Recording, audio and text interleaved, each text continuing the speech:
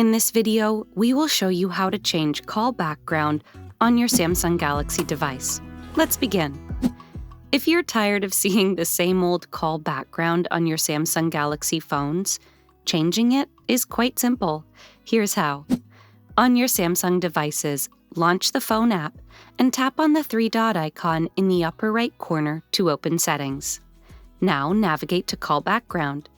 Tap on Background in the bottom right corner.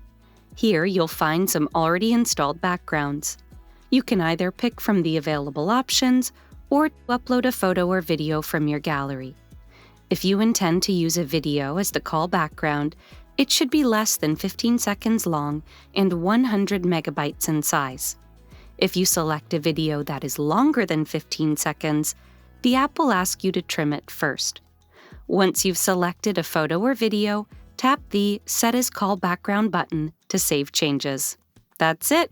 You have successfully changed the call background on your device. For more tech tips and tricks like these, subscribe to Guiding Tech and discover one of these videos, handpicked just for you.